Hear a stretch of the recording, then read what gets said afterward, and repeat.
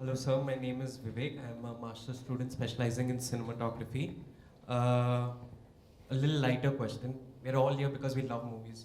Movies touch, move, and inspire us in many, many ways. Could you tell us, you've seen lots of movies, but what are the two movies, uh, probably one Indian and one outside of India, that have really influenced you? Could you share that with us, and what is it about these movies? It'll be a temporary answer. It'll change next year, probably as I walk out. And it's changed from over the past 30 years because everybody likes to say Carl Dreyer changed me. Might have been, but he didn't change me. What did change me as an assistant director, cinematography wise, was a film called Clute. That lighting sort of got us thinking, what are we doing? I mean, it's anti-Hollywood. And John Cassavetes' grainy films got me. And it's not for commercial consumption at all. So these are the things that changed me. And what truly changed me, people would say that I would expect me to say Mr. Satyajit Ray. I graduated to Mr. Ray through Mr. Benegal. Because Satyajit Ray, because I come from Tamil Nadu, from the commercial film industry. So Mr. Ray was a little too thick a medicine for me. And suddenly after Benegal Saab, I understood Ray. So he's my primer to Ray. So when he made a documentary on Ray, I felt that the right man is making the documentary.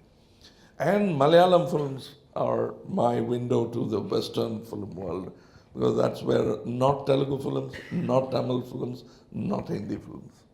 It was Malayalam films that made me watch the rest of the world. Bengali films also. But the fact that I watched Bengali films came from the fact that I watched Malayalam films. For me, it never mattered. When you introduce yourself and say that I'm a Bengali, but I watch your film, you must understand all of us sing a Bengali song as a national anthem. It's nothing, that's the beauty of this country. So we should watch each other's films. And coming back to you, what changed me? You're talking about cinematography? No, no, as a film. As a film, my most favorite film was Spartacus. Because it had everything. It had Dalton Trumbo. It had Stanley Kubrick. And he was working on the light. And there were some brilliant actors in the film. And it was one of those films which approached Rome absolutely differently, and it stands good.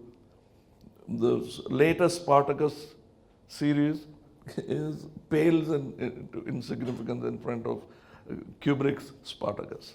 It's truly a classic that should go into the film appreciation repertoire. The moments where the actors have done well, actors who know that they are good and yet they humble themselves before the frame. And it's fantastic. And I keep showing that to my crew when I have to explain about how difficult it is to make a complete, good-looking film.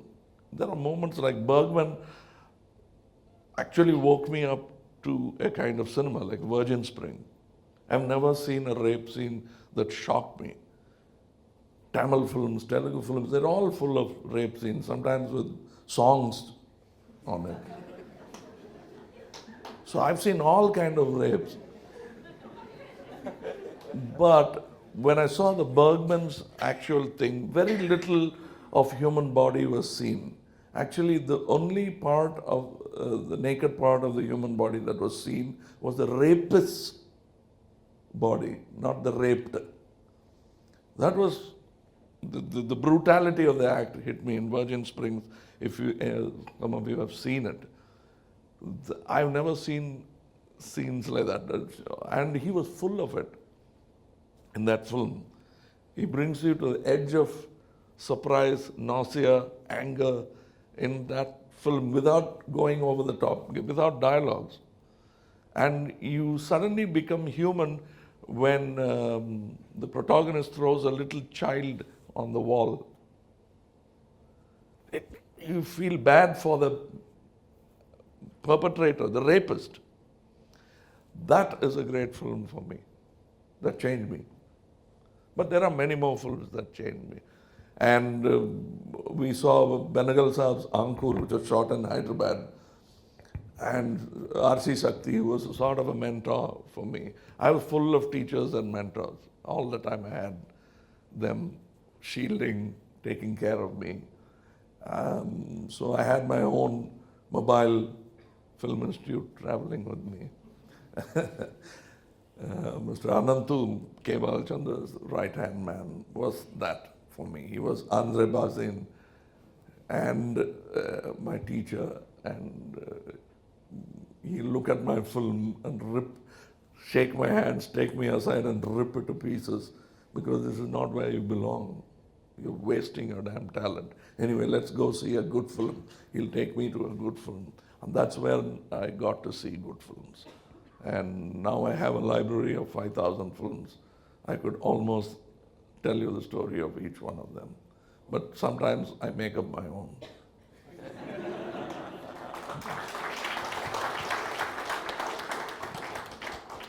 When you say affecting, you must be affected by films. Because your speech, your language, your mannerisms come from people that you've loved. Never from people you've hated. At least if you decide to hate, you to be a formidable enemy that you admire discreetly. So that comes into you. Like Shivaji, Veer Shivaji's costume is absolutely Islamic. Like Gandhiji's costume later on became Indian, but till then he was reflecting his nemesis, the British Raj rule. He was wearing a suit. So you must see a number of films. That's why I was trying to tell them, like Andrew Vaida, Canal Generation, I think, Generations, Ashes and Diamonds, and Zubulski's performance in Ashes and Diamonds. Actors dying on screen is a very dramatic thing to watch. Very few can do it like you believe it. It's like when you see an accident, you have no questions. It's happened. Very few action sequences in films give you that believability. Likewise, a man dying is something on film doesn't convince you all the time. Brando in Quaimada and Zubulski in Ashes and Diamonds taught me so much about dying on screen. Because these are little things, and Ashes and Diamonds for an actor is a great movie to watch.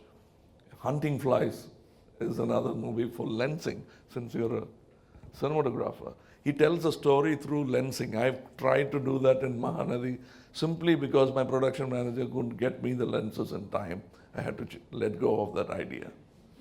Filmmaking, that's why I say, is such a democratic process. An idea can be crumpled to just rubbish by somebody who doesn't prepare for the making of the film. This cannot be done by one genius. It needs genius, yes, maybe, but it needs a lot of people who are intelligent, who all focus on to a central point of getting the movie made with quality. So tomorrow, when you're going to be cinematography, it's not just your assistants who are going to ruin your day. Don't aim only for them. There must be a producer, there must be a production manager who doesn't get you the lights you want to give you the color temperature that you require, or finally the producer, because of budgetary thing, totally change the location where all your color schemes will go. askew. So Sir, these, if not, we'll blame the food. huh? If not, we'll blame the food. Yeah, that can also be done. But you said food, right? Yeah. No, I thought blame the fool. Because I always try to pick a fool and say that's because of him. Because I'm not strong enough to take the take the blame. But you must take the blame because it is a combined thing. It's prepping that now you should all learn. Because basically you would have gotten grips. You're no more normal people. No more can you look just at the center of the frame and get carried away with the film. That innocence you've lost. You're no more a virgin audience. You've lived a life. You begat children. So you start watching the corners. So you now have to concentrate on something called prepping a film. All your dreams will go down the drain. Then you'll end up either blaming the food or the fool. So, and invariably the fool is never here. It's always somewhere outside. But I start here so that it doesn't happen the next time. And I would recommend, if there is already one, then enhance that thing, is that scheduling and budgeting a film is the most important thing, which I learned at 25 years too late in the business. That shouldn't happen to you.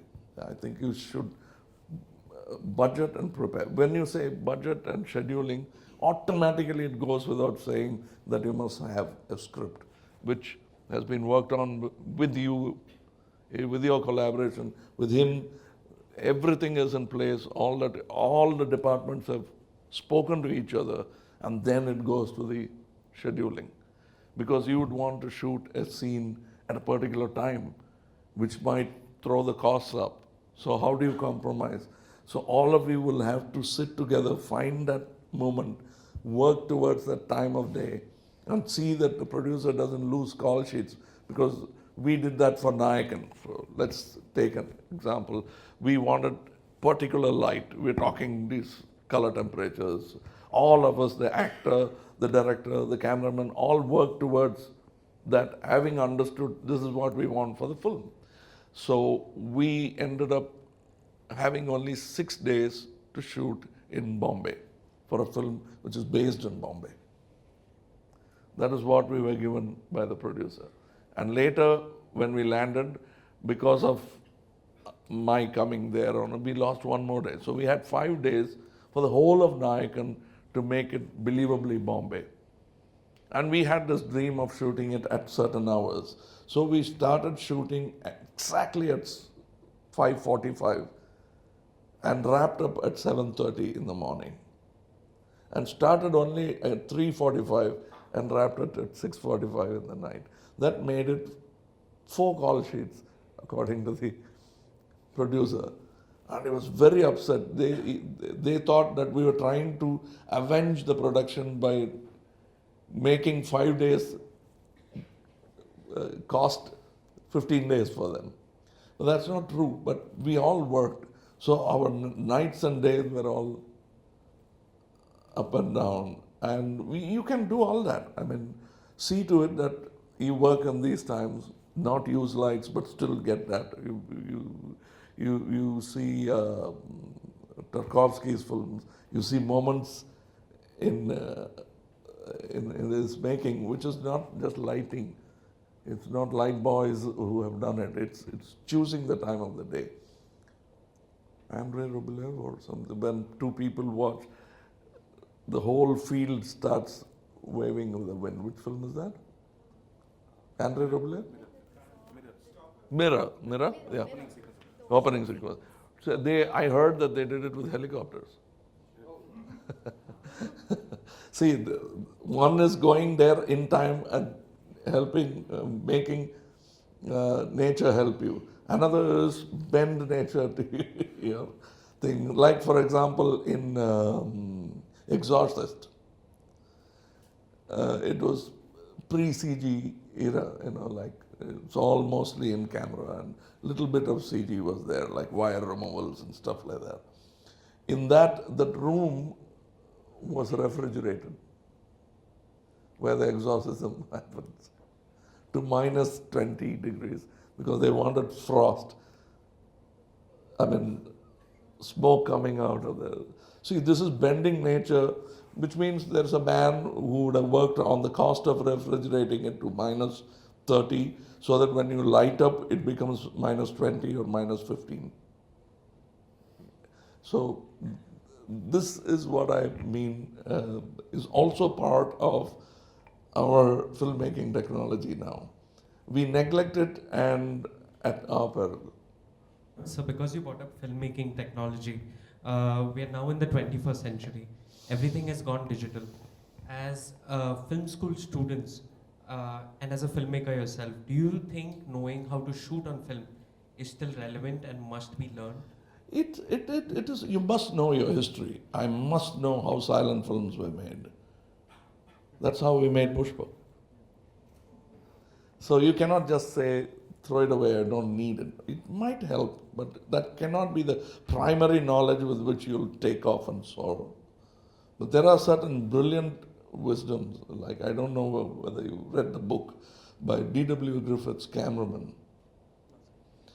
It's about 5-6 years old, and two young filmmakers wanted to find out where this old man lived. He must be 86 at the time of the book's writing. He started working with D.W. Griffith as a boy. It was teens. In his teens, he was made into a cinematographer for film like Intolerance. So they wanted to find this gentleman. Every time they went, they found his apartment door locked. So he thought probably he's some kind of a hobo on the street, or they don't know. It's a small but comfortable apartment. Then they found out that he was going out to work at 86 every day. And then they went to his workplace and found that he was making ad films as a cinematographer at 86. So that's how the book starts. And he talks about, reminisces about his times with D.W. Griffith. It's a brilliant book. You should go through that. And the way he became, he was a gopher. And Griffith made him a cameraman because he was so good in his work. He gave him promotion. Soon he was a cameraman. So I think film is great, it's good, but the digital media is here. That forum is dead. It's for the archives. I'm one of the digital jihadis who are trying to rush the digital revolution. It's delayed in India by at least 10 years. And that's because of vested interests. Some of them are my friends, so I can't blame. There were laboratory owners who were worried. People who owned cameras who were worried that its running business will have to go. But sir, shut the down. labs are shut down in Chennai. I know, but that's why I said I'm a jihadi for digital. I blew it up. That's why in anger, in 2004, I made a film with a CCD camera, probably one like that, just to prove all this humbug about big machines, it's a technique of filmmaking that matters now. Now you can do it even better with, I made a mistake by choosing a very, as I told you, I'm a fan of John Cassavetes. I thought it would work, and it didn't. But I was so angry that I was trying to bring in the digital revolution. If you see a film called Virmandi, it eagerly looks forward to those trips as a beginning. That's where I've been, and that's the right question. Like people still say that black and white is the best color for photography. Well, salt-free diet is good, fine. But I like salt. Color is the salt of cinema. You must have it. We have not perfected it. Black and white had about 70 years to perfect its colors, but now colors getting perfected thanks to the CMOS cells and stuff like that. It's getting better, better, and better. We will beat film 10 times over within 2 years. And it's happening. And with the Lycra, camera Lycra kind of cameras coming into movies, imagine what they can do to us. And you can forget about the focus puller and decide later.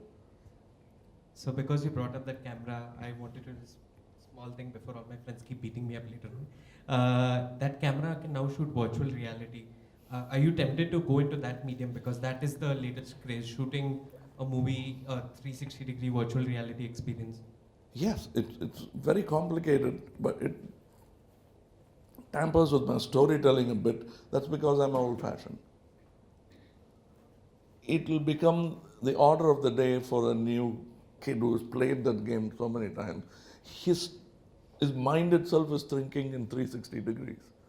Like, my dad can't do 6 things at a time. I do 3. Now my daughter does 6 things at a time. Listening to music, homework, slicing her cake, and talking to her friend. And answering me. When I tell her very, very clear voice, logical voice, how she can do all the things and still get it done. And she'll finish the cake and see, it's done. That's how we do it. And so I think it'll be possible to do all that, and we must go towards that. And if it's time, already the technology we are talking about, feeling proud about, is behind. When you open the packet of your new equipment, it's already a month old. And it's got only 5 more months of life. Another technology will come. So try telling it to the owners of this place, how much equipment can they buy? So you are limited. It's always a constant race with keeping up with technology, but you must keep up with it and not fear it at all. And do not seek safety in the caves. Go hunt.